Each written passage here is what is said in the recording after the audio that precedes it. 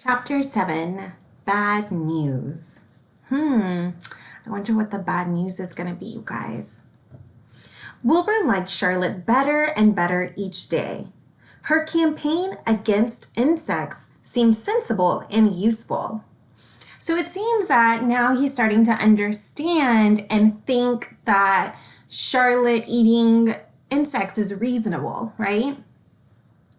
Hardly anybody around the farm had a good word to say for Fly. Flies spent their time pestering others. The cows hated them, the horses detested them, the sheep loathed them. Mr. and Mrs. Zuckerman were always complaining about them and putting up screens. Wilbur admired the way Charlotte managed.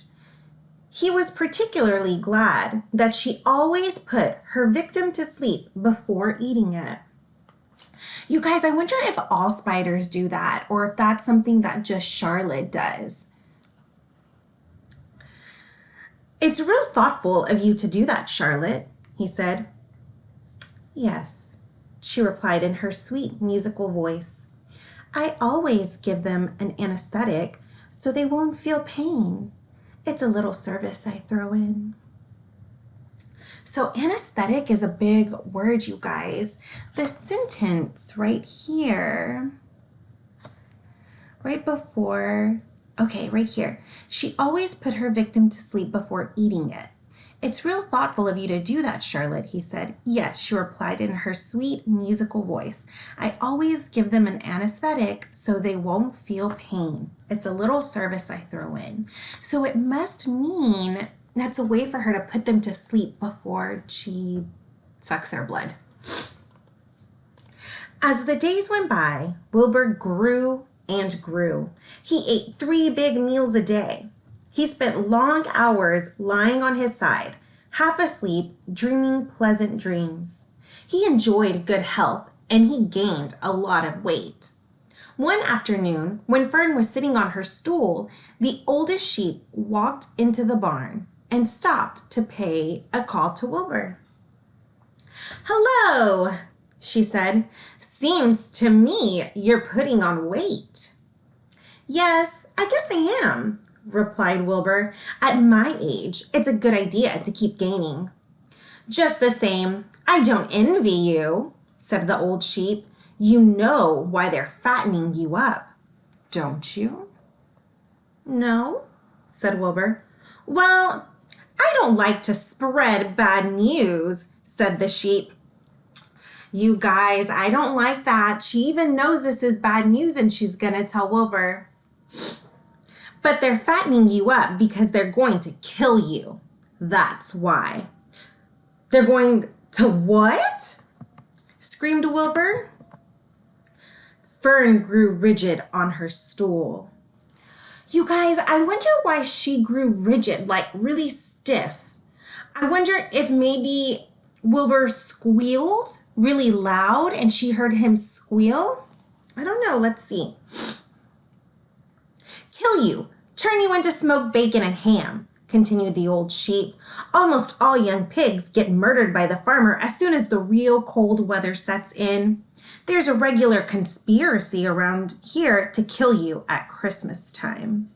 Everybody is in on the plot. Lurvy, Zuckerman, even John Arable." "Mr. Arable?" sobbed Wilbur. "Fern's father?" "Certainly.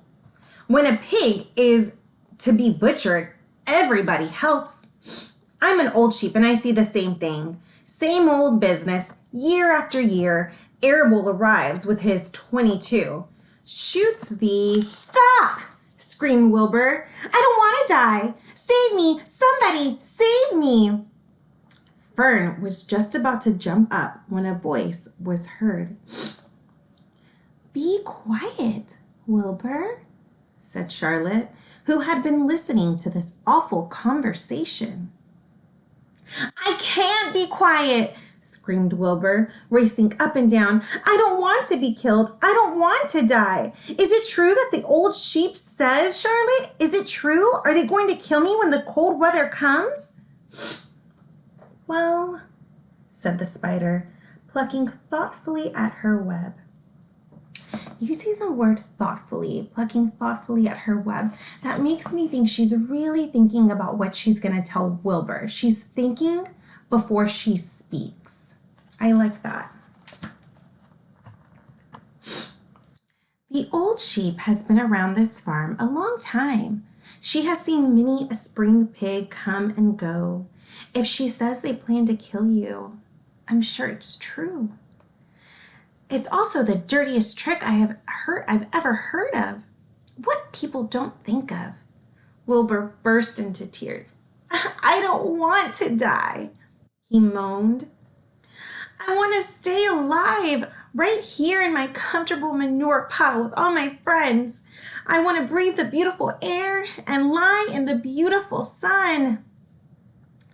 You're certainly making a beautiful noise, snapped the old sheep. You guys, do you think the sheep was being sarcastic when she said that? I do. I don't want to die, screamed Wilbur, throwing himself on the ground. You shall not die, said Charlotte briskly. What? Really? Cried Wilbur. Who's going to save me? I am, said Charlotte. How? Asked Wilbur. That remains to be seen, but I am going to save you, and I want you to quiet down immediately. You're carrying on in a childish way. Stop your crying. I can't stand hysterics.